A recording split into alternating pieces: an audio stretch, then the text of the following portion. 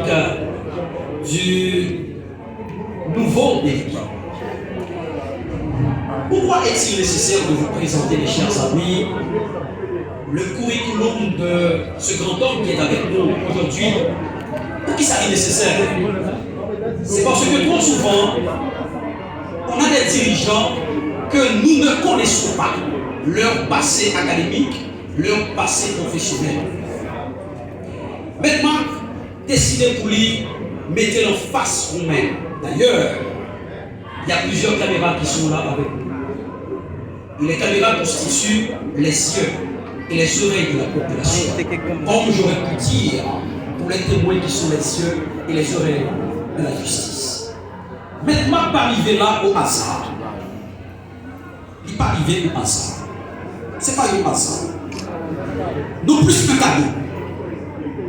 Je travaille et que je dis à l'accueil des lauriers. Par contre, il présenter rapidement, puisque nous connaissons un fait chaud, partout, paquet par le ville. Maintenant, c'est là qui fait Corago. Corago, c'est au commune dans le département nord là. Je fais études. Études primaires, c'est à l'école primaire. École primaire, Fondation Vincent. Il a fait ses études secondaires au collège Notre-Dame du Perpétuel Secours, y compris le lycée national Philippe Pierrier du Cap-Haïtien. Maintenant que vous voyez assis et qui verra prendre la parole tout de suite après cette présentation biographique, il est un professionnel parce qu'il a étudié mécanique générale et électricité à l'école professionnelle Fondation Vincent Salésien de Don Bosco. Maintenant qu'il a fait ses études universitaires à la faculté de droit, des sciences économiques et de gestion du Cap-Haïtien dans deux facultés différentes. Dans un premier temps, il a étudié les sciences juridiques, ce qui fait de lui un avocat à part entière, un avocat au sens plein du mot, et qui fait de lui, autrefois, un membre du Conseil de l'ordre, parce qu'aujourd'hui, il est en incompatibilité avec la profession d'avocat. Il a fait également les sciences juridiques, ce qui fait de lui un économiste, c'est-à-dire qu'il a fait un mariage entre le droit et l'économie. Donc c'est quelqu'un qui maîtrise une bonne partie des sciences humaines en parlant des sciences juridiques, mais également des sciences économiques. Autre formation. En 1983, il a été animateur et formateur en alphabétisation. 83, je vous dis, ça fait exactement 42 ans. 1995, il était au centre de formation des journalistes, un ancien journaliste, toujours journaliste. De 1978 à 2000, il a donné des formations diverses en scoutiste en Haïti. Il est un scout au sens plein du mot. Diplôme et certificat obtenus. Licencié en droit, diplôme en électricité et bâtiment, certificat de fin d'études à l'Université d'État d'Haïti, en droit maritime, droit aérien, en mécanique générale, planification, etc. Et ancienne fonction occupée. Parce que je vous avais dit, il n'arrive pas ici comme les cheveux qui arrivent sous les soupes. Non. C'est quelqu'un qui sait réparer davantage pour se trouver dans ce poste. De 1988 à 1989, il fut responsable en chef des travaux d'électrification de la maison salésienne de Don Bosco Cap-Haïtien. De 1989 à 1995, il fut donc ancien secrétaire général de la Fédération des comités de quartier de la zone 1 Barguenteuil pour la voûte. De 1995, il a été délégué du bureau électoral communal de Cap-Haïtien. De 1996 à 1999, il fut donc chef personnel du bureau électoral départemental Nord.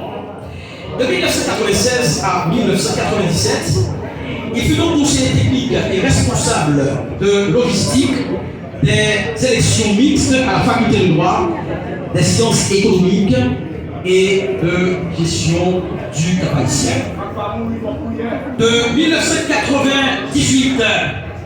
Il fut donc formateur niveau 1 de l'IFPS Haïti aux élections. De 2003 à 2006, il fut donc conseiller départemental du Conseil national d'observation électorale. Novembre 2006, ex-candidat à la députation pour la circonscription du Cap-Haïtien sous une bannière politique que nous gardons justement de citer cet après-midi. Mes chers amis, voici l'homme que je vous présente. Il faut l'applaudir, mes chers amis. Applaudissez pour nous.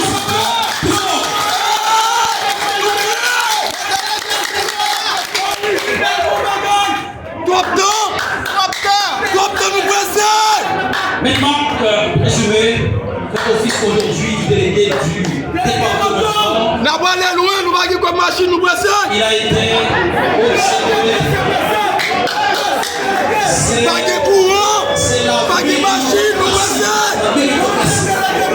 Nous va comme machine nous presser n'a pas aller loin. Je très rapidement au secrétaire général de la délégation du Nord, le secrétaire général. Monsieur Moïse, vous êtes prié de nous joindre ici. C'est à lui que je cède le micro pendant que l'assistance vous l'accueillez, s'il vous plaît, par un chaud d'applaudissements. Monsieur Moïse, applaudissez-le.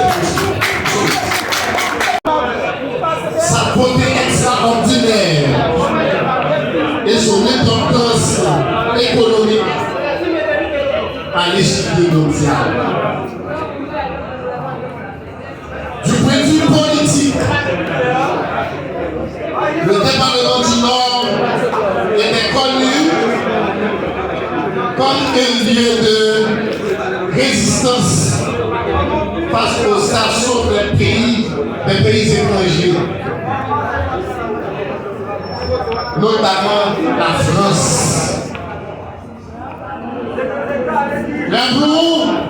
Rappelons-nous des luttes, c'était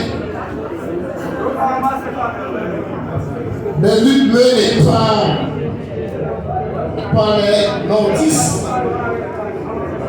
pour repousser les actions des pays ennemis. En témoigne la bataille de Vertières du 18 novembre 1803. Que de plus, il était le symbole même de l'indépendance. Dans la Caraïbe, du point de vue touristique, qui ça nous représenter sur le touristique? Dans la Caraïbe et les Antilles, aucune autre ville n'était comparable à la commune de Cap-Haïtien, sa deuxième ville. Le Cap-Haïtien, par ses sites historiques, la butte Charrier de Vertières, le fort du Picolet, le fort Bourgeois, le site du Bois Caïman, de Vertières, l'Abadie, pour ne citer que cela. Y adjoindre la commune de Milo et de Dodon. Au Cap pas de problème. Au Cap de problème à directeur général. Et diriger la citadelle, la rivière et le palais. Et vous les arrêtez dans le village, ça nous arrête. Merci. Du point de vue sécuritaire, de tous les temps, le département du Nord était toujours un département de tranquillité absolue, paisible, attirant des étrangers de tout part. Du point de vue économique, l'économie du département du Nord dépassait en nombre les autres communes du pays. Par sa productivité agricole exponentielle, le tourisme sa culture, etc. Et c'est lié au plus Il malgré. était tout à fait évident pour n'importe quel autre pays et même les autres communes de la République de venir y habiter pour y faire le commerce. Du point de vue environnemental, le département du Nord possédait un environnement sain incomparable aux autres départements de la République. Un paysage, ces plages, la propreté, ces mornes, la couverture végétale,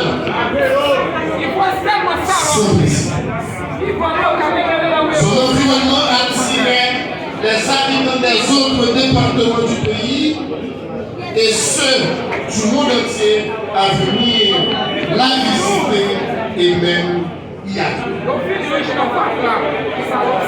Du point de vue culturel, le département du Nord se différenciait des autres départements par sa culture, les fêtes champêtres, les orchestres, les jazz, le troubadour, le respect d'autrui, la façon de s'habiller, l'éducation, la formation, la conduite des enfants envers les adultes, la confiance inspirée entre tous,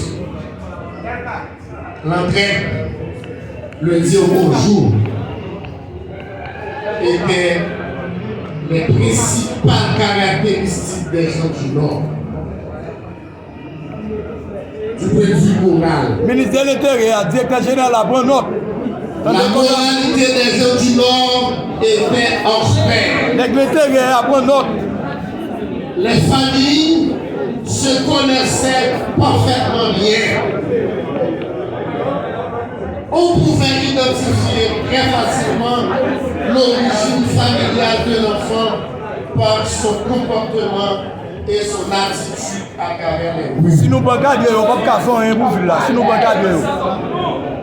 Aujourd'hui, où sommes-nous? Qui côté nous est gentil? Il est unanime de constater que le département du Nord tend à disparaître.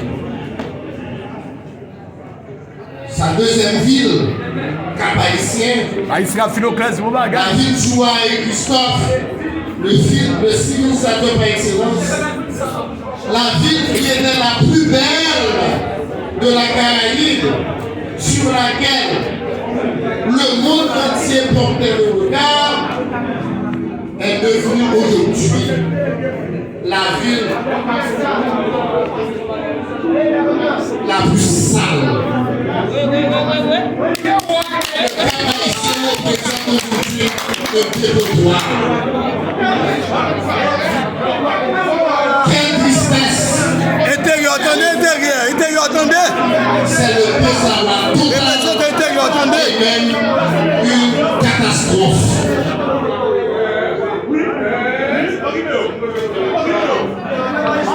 Ces sites historiques sont devenus la proie de quiconque. Certains d'entre eux constituent des coins de dépotoir d'ordures. Sites historiques, majoritairement, c'est là où j'ai des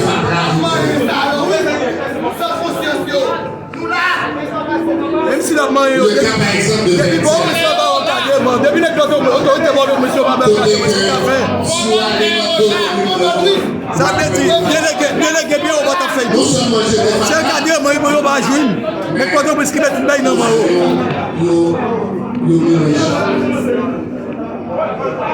En plus, En plus de sa route, circulation aujourd'hui sous casse-tête parce que nous ne pardon. Tout le monde est en bas de même dans le temps là. Et si vous allez pour sortir, oui, pour tant mieux. Intérieur, attendez, nos derrière. Pour pitié,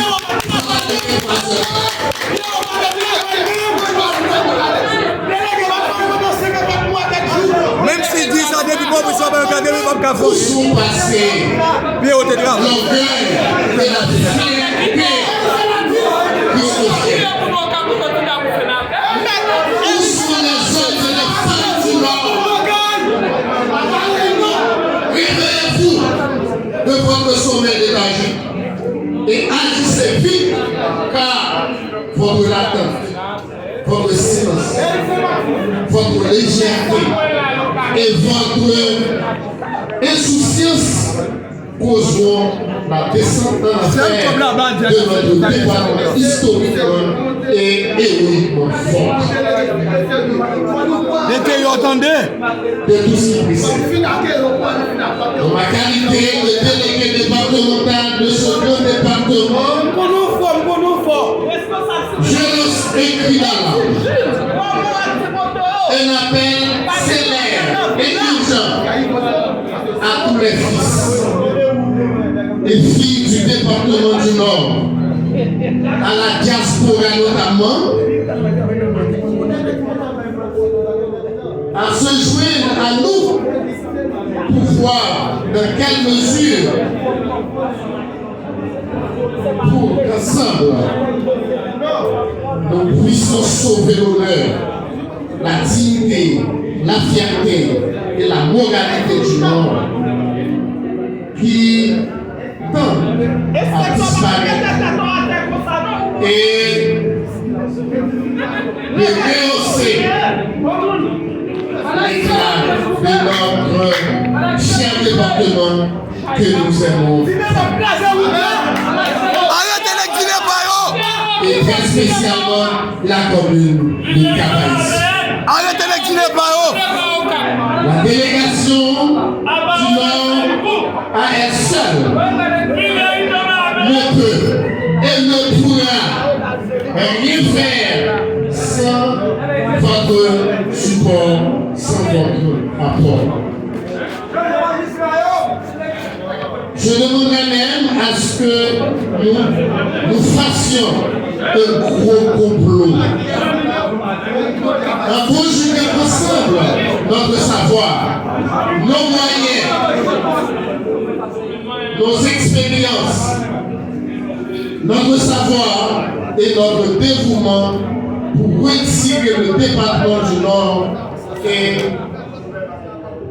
très spécialement la commune de Cap-Haïtien du gouffre dans lequel nous sommes. Mais Rizé au Bagaba, c'est là-dedans. Chers concitoyennes et concitoyens, La ville au Bagaba, c'est là-dedans. d'ici et d'ailleurs, la diaspora Viens au nordiste, Bagaba, je vous appelle tous